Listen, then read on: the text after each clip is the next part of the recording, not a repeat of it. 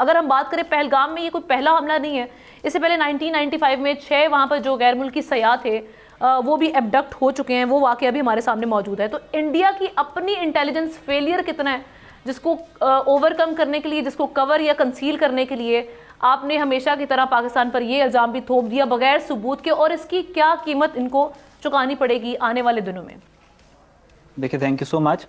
अच्छा, इसमें सबसे पहले जो इंडियंस की जहाँ तक बात है, झूठ बोलना इनके डीएनए में शामिल हो चुका है। पिछले स्पेशली 10-12 साल से जब से मोदी सरकार है, उन्होंने इतना ज़्यादा इंडियन माइंड को पोल्यूट कर दिया है, कॉमन इंडियन के माइंड को इतना ज़्यादा पोल्यूट कर दिया है कि वो सोचने समझने की सलाहियत ही खो चुके हैं। This is actually what the BJP needs. उनको उनको सवाल पूछने वाले फॉलोअर्स नहीं चाहिए, उनको आंखें बंद करके अंधी तकलीद करने वाले कल्टिस्ट चाहिए, ताकि वो अपने जो ग्लोबल एजेंडाज हैं, जो अपने इंट्रिंसिक एजेंडाज हैं, उनको पूरा कर सके। इंडिया के अंदर ये जो पहलगाम वाला सारा इंसिडेंट हुआ, इस पे बिल्कुल किसी को डाउट नहीं होना चाहिए that it was a false flag operation. और जिस तरीके से इंडिया फॉल्स फ्लैग ऑपरेशन करता है, उसी तरीके से उन्होंने ये फॉल्स फ्लैग ऑपरेशन किया। इसके ऊपर सारे फुटप्रिंट्स आपको पुलवामा के नजर आएंगे, पुलवामा के मिलेंगे। इनका टारगेट और इनका जो प्लान था वो यही था, और ये अब से नहीं, ये पिछले 3 से 4 साल से इस चीज की तैयारी कर रहे हैं। हम बार बार ये कह चुके हैं, इस पे रिसर्च पेपर्स लिखे जा चुके हैं, हर प्लेटफॉर्म जो हमारे पास अवेलेबल था हम कह रहे थे that India is looking for a war, they are actually looking for a war. पिछले 3 साल से तकरीबन 100 बिलियन का डॉक्यूमेंटेड असला है जो उन्होंने पूरी दुनिया से लिया, और वो कन्वेंशनल असला है। कन्वेंशनल वॉर के लिए उन्होंने असला लिया, तो उन्होंने जाहिर है पाकिस्तान के खिलाफ ही इस्तेमाल करना है।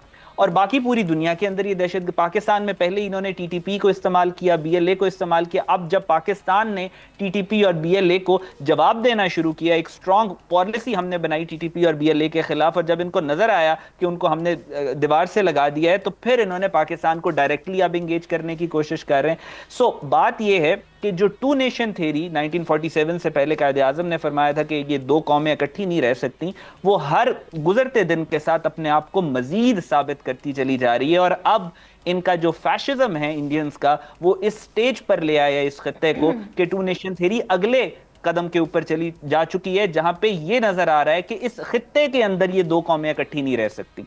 क्योंकि बिल्कुल जिस तरीके का भी इसमें सारे indicators are there that India is going to attack Pakistan, एक मिस एडवेंचर प्लान करेंगे। पुलवामा के बाद इन्होंने किया था, बालाकोट वाला जो ड्रामा किया था, उससे मैग्नीट्यूड में थोड़ा बड़ा होगा। लेकिन उसमें भी सुस्ती हुई थी ना, उसमें भी जो हमने देखा था कि जितने ऑब्जर्वेंस आए थे, उन्होंने आकर जब देखा यहाँ पर जिनकी दावे करते रहे थे इंडियन डोजियर और ये मामला जो सारे थे, वो सब सारी सिचुएशन हमने सामने रखी थी। और यहाँ पर जो इन्होंने हलाकतों की एक दावा किया था, इंडियन मीडिया ने बड़ा वो भी देखा था कि कितने दरख्त हलाक किए गए थे यहाँ पर, तो वो वहाँ पर भी सुबकी इवेंचुअली इंडिया की हुई थी। बिल्कुल ऐसे ही है, और ऐसा ही होता है। अभी भी आप देखें, अगर इंटरनेशनल जो अल जजीरा है, उसने इनके झूठ को पकड़ा, उसने इनका बयानिया खरीदा नहीं, लेकिन जो दूसरे वेस्टर्न स्पॉन्सर्ड जो मीडिया आउटलेट्स हैं, वो इनका बयानिया खरीदेंगे। ये स्टैंडर्ड है, ऐसा होता है। पुलवामा के टाइम पे भी ऐसे ही हुआ था। लेकिन फिर जब ये मिस एडवेंचर करते हैं और फिर इनको टका के जब मार पड़ती है, तो फिर उसके बाद पूरी दुनिया आपके पास आ जाती है कि नहीं, आप इनके साथ सुलह कर लें। फिर हर मीडिया आउटलेट को नजर आता है कि नहीं, पाकिस्तान सच्चे, बिकॉज इंटरनेशनल ऑर्डर इस वक्त ऐसा बन चुका है कि माइट इज राइट। जब तक इंडिया आपका एक मारे या आपके ऊपर एक सर्जिकल स्ट्राइक का वो ड्रामा करें, और हम उसके मुकाबले में 70 करेंगे।